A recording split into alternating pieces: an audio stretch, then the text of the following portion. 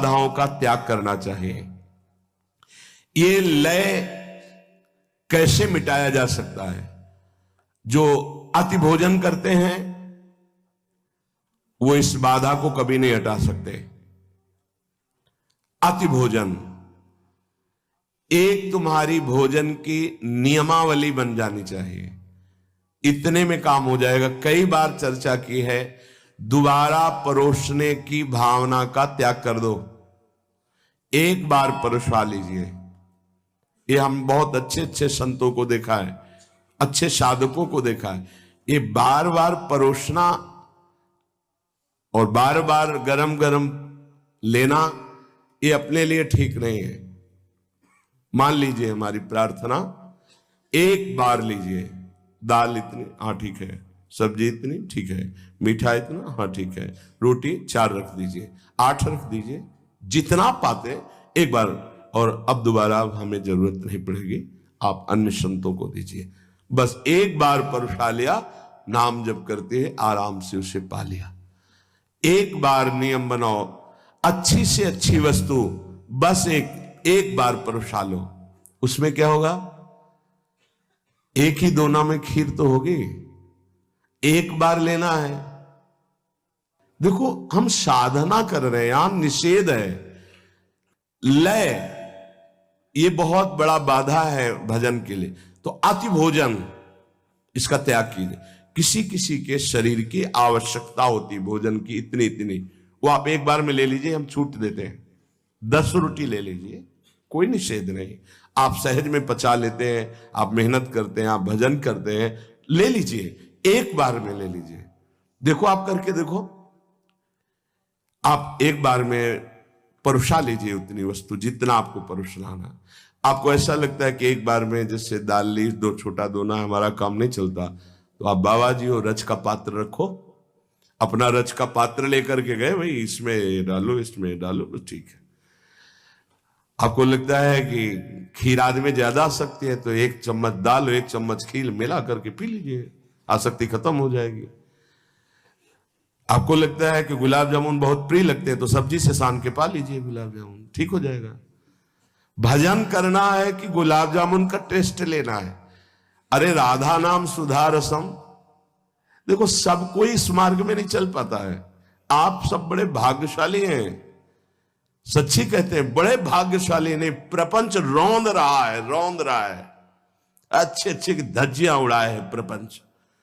आप बड़े भाग्यशाली, तो उसको और समेटिए, देख लीजिए, आप बहुत जल्दी लाभ प्राप्त होगा। लय ये बहुत बड़ी बाधा है जो अपने संकल्प को, अपने अनुष्ठान को, अपने लक्ष्य को पूर्ण होने में बहुत बाधा पहुंचाता है।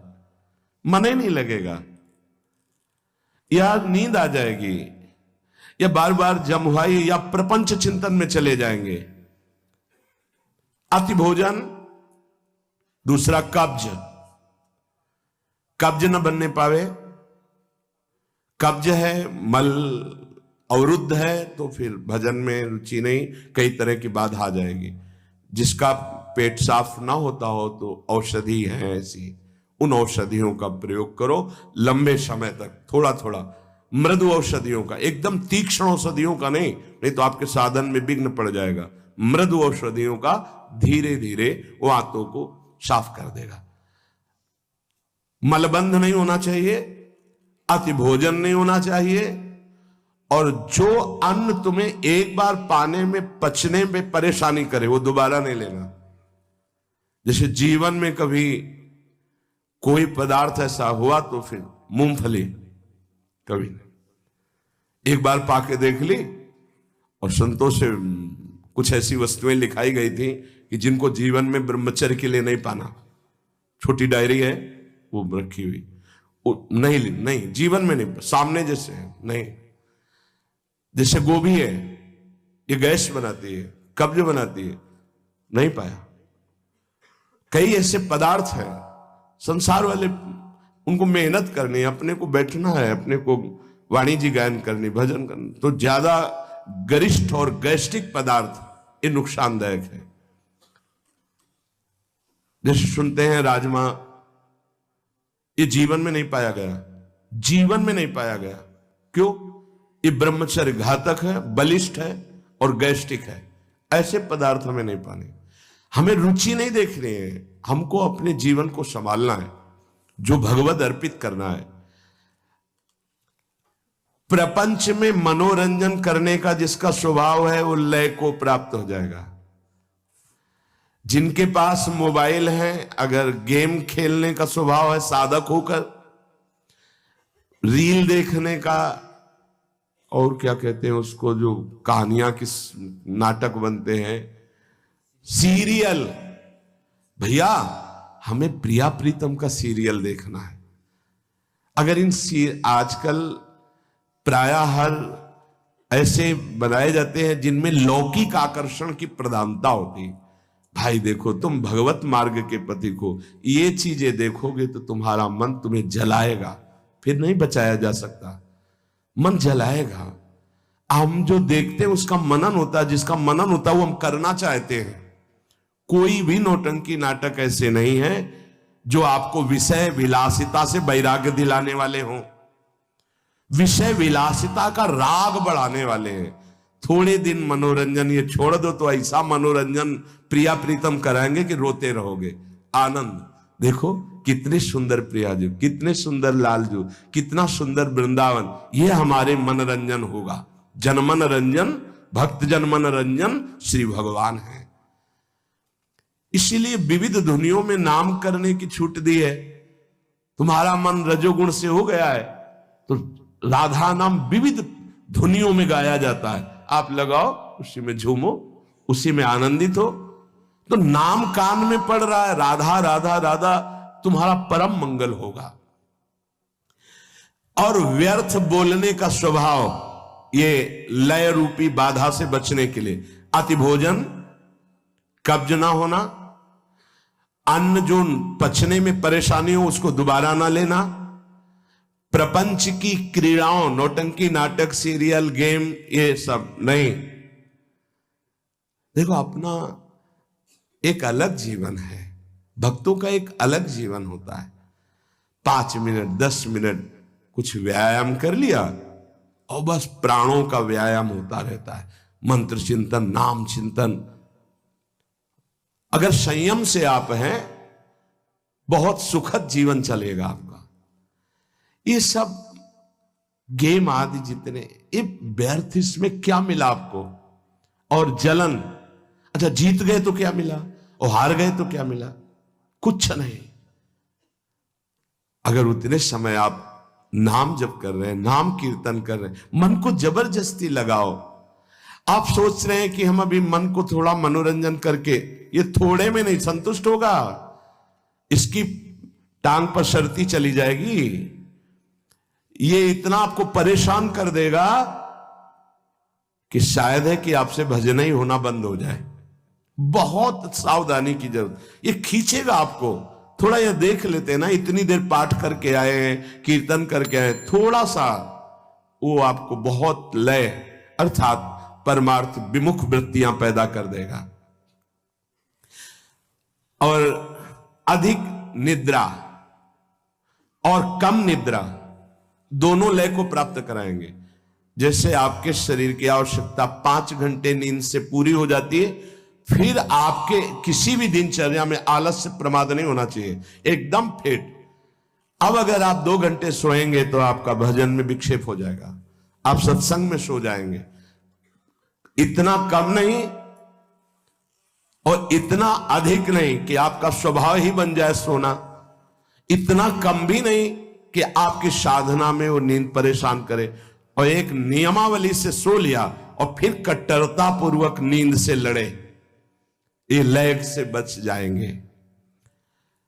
और कोई भी व्यसन करना ये लय का कारण बन जाएगा।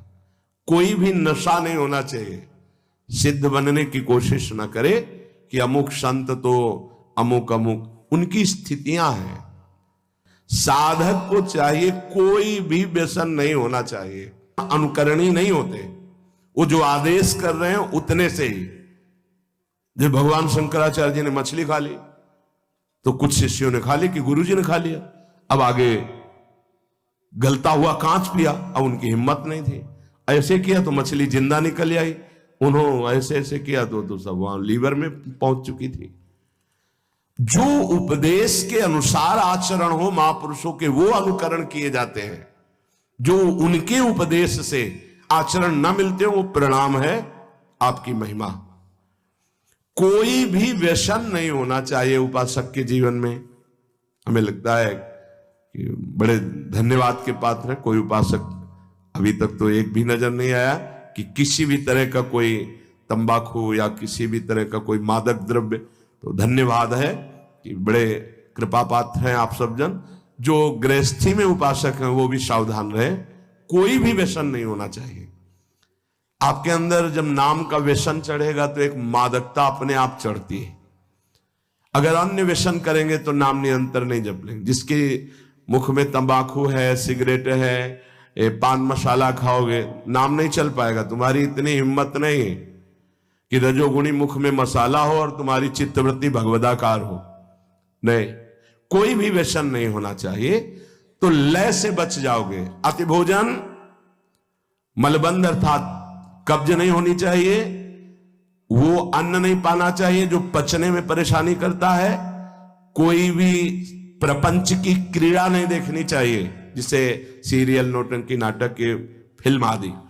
और अधिक नींद और कम नींद दोनों नहीं होनी चाहिए। युक्त, जितने जीवन के लिए आवश्यक है उतनी नींद। और कोई भी व्यसन ना हो तो लय से बच जाओगे। दूसरा है विक्षेप। विक्षेप विषयों का होता है। ये अनात्म वस्तुओं के संयोग से सुख लेने की इच्छा बहुत जन्मों से ये संस्कार चला रहा है। आपके अंदर आएगा, काम भोग करने की इच्छा आएगी, नाना प्रकार के पदार्थों की इच्छा आएगी। इच्छा होती है, इसी को बंधन कहते हैं। इसी विक्षेप को जो जीत लेता है वो बंधन मुक्त हो जाता है। इच्छा का त्याग करना ही परमार्थ के पथिक का परम कर्तव्य होता है। इच्छाओं का त्यागी होना चाहिए। जाहि न चाहिए कबहू कछु। इच्छा त्यागी मतलब विक्षेप का त्यागी। यही विक्षेप पड़ता रहता है। विक्षेप है विषय प्रियता। अनात्म पदार्थों में सत्यत्व सुख बुद्धि, ये विक्षेप है। उपासक अंदर से देख ले, ये विक्षेप क्रिया भले न हो लेकिन चिंतन होता है, इसका अस्तित्व बना रहता है।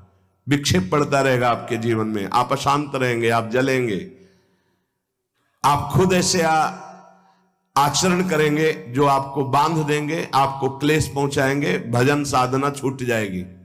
ये चारों बहुत बड़े विक्षेप पहुंचाने वाले हैं। पहला लय और दूसरा विक्षेप। विषय प्रियता, विषय भोगों में सुख, सत्यत्व बुद्धि, इसका त्याग करना पड़ेगा। वैसे जब कभी आपका मन किसी विषय में जाए तो उससे बचने का उपाय बहुत जोर जोर से जल्दी जल्दी से नाम करना। तो वो संस्कार नहीं बना पाएगा, पर उस समय आप देखना, अगर आप नाम जप करें उसकी रफ्तार धीमी करके एकदम बंद करवा देगा, गाढ़ विषय चिंतन कराएगा और साधक सहयोग कर देता है मन को। फिर परेशान होकर के डोलता है घंटों, मेरा मन नहीं लगता, मेरा मन अशांत है, मैं क्या करूं, मेरा मन ऐसा, मेरा मन। तो दवा क्यों नहीं ली समय पर? जिस समय तुम्हारा मन विषय में गाढ़ चिंतन कर रहा था, उस समय तुमने चिंतन करने क्यों दिया? नाम कीर्तन क्यों नहीं किया? उस समय जोर जोर से कीर्तन क्यों नहीं किया? रफ्तार से कीर्तन क्यों नहीं किया? उसको अवसर क्यों दिया चिंतन का? हर विक्षेप की काट भगवत चिंतन है। उस समय चिंतन ना बने तो कीर्तन करो। उस समय किसी भी तरह विषय चिंतन का अवसर ना दो। हृदय जलाएगा, तुम्हें परेशान करेगा, पर तुम उस परेशानी से परेशान मत हो। यही सबसे बड़ी तपस्या है। जीत जाओगे, जीत जाओगे। नहीं, हरि गुरु बड़े कृपालु हो, बार बार तुम्हें वही सब देंगे। देख लो, करके देख लो क्या मिलेगा। फिर वही ज्वाला, फिर वही परेशानी, फिर वही चिंता। जितनी जल्दी तुम इच्छा रहित होगे, जीवन मुक्त हो जाओगे। इच्छा रहित होने का सीधा उपाय जब आपका अंदर विषय चिंतन चल रहा है, नाम कीर्तन बहुत जोर से होना चाहिए, उसको अवसर मत दो चिंतन का। विक्षेप का कारण ये भोगों के प्रति सत्यत्व बुद्धि, सुख बुद्धि है। कषाय, कषाय कहते हैं जो भोगा आवरण आपको ढके हुए है, उससे हम निकलने की जो चेष्टा करते हैं तो उसमें जलन होती है, उसको ना सह पाना, जलन को ना सह पाना, ये कषाय होता है, ये गिरा देता है। कच्चे साधकों को, अधकचरे योगियों को ये भ्रष्ट कर देता है। कषाय, मन का दुलार करने की आदत, मन की जलन को अपनी जलन मान के उसके मिटाने का उपाय करना, अर्थात भोगों के कवच से निकलने की चेष्टा जो हमको दृढ़ता पूर्वक करनी चाहिए, तो हम दुलार कर देते हैं वहां मन का। जब मन जलता है तो लगता है कुछ भी हो, इसकी जलन मिटानी है। कैसे मिटेगी? भजन से। चलो थोड़ा घूम आते हैं, चलो थोड़ा मोबाइल देख लेते हैं, टीवी देख लेते हैं, थोड़ा जो कह रहा है आज कर लेते हैं। ये कभी तुम्हें आगे नहीं बढ़ने देगा। ये कवच की तरह तुम्हें बांध के रखेगा उसी विषय चिंतन में, उसी जलन में। ज्यादा दिन टिक नहीं पाओगे परमार्थ में। बहुत सूरवीर का मार्ग है ये, बहुत सूरवीर का यार।